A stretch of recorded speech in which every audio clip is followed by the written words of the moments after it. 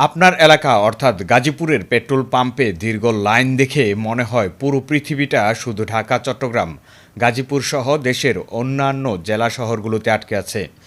আবার এমনটাও মনে হতে পারে বাংলাদেশেই হয়তো এই জ্বালানি তেল সংকটে আটকে আছে।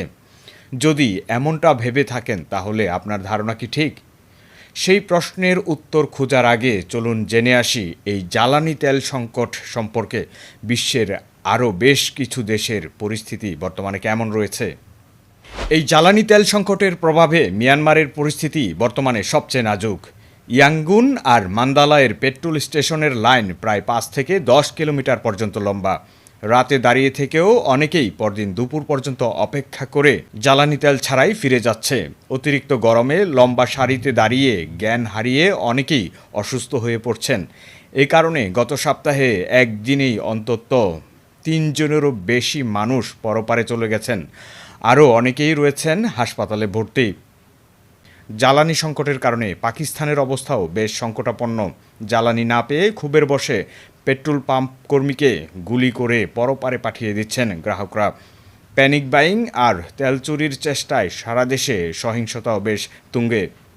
ভারতে জ্বালানি পাম্প কর্মীদের উপর হামলার কিছু বিচ্ছিন্ন ঘটনার কথা উঠে এসেছে বিভিন্ন গণমাধ্যমে।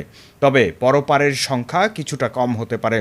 লেবাননে তেল শেষ, পাম্পগুলোতে লাইনে হঠাৎ হঠাৎ ঝগড়া বেঁধে যাচ্ছে, গুলি চলছে, ছুরি চলছে, কোথাও কোথাও আবার হাত বোমাও ফাটছে। মাত্র একদিনে 3 জন মানুষ পরপারে চলে গেছে শুধুমাত্র এই জ্বালানি তেলের জন্য।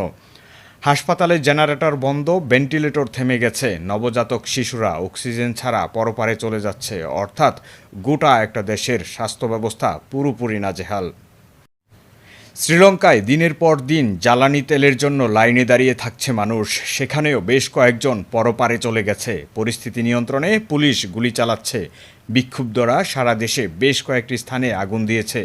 ভেনেজুয়েলায় অ্যাম্বুলেন্সগুলো তেল না পেয়ে থেমে যাচ্ছে। রোগীরা পথিমধ্যেই পরপারে চলে যাচ্ছেন। হাসপাতালগুলোতে ডিজেল চালিত বৈদ্যুতিক পাওয়ার পুরোপুরি বন্ধ রয়েছে। রোগীদের অপারেশন থিয়েটার বন্ধ। সেই সাথে বেশ কয়েকজন রোগীও অক্সিজেন ছাড়া শেষ নিঃশ্বাস ফেলেছেন। মালয়েশিয়া, ইন্দোনেশিয়া এবং ফিলিপাইন সহ বেশ কয়েকটি রাষ্ট্রে বিচ্ছিন্ন কয়েকটি ঘটনার পর জ্বালানি তেলের জন্য রেশনিং সিস্টেম চালু করা হয়েছে। তাহলে এই সকল দেশের তুলনায় বাংলাদেশ কতটা জ্বালানি তেল সংকটে ভুগছে?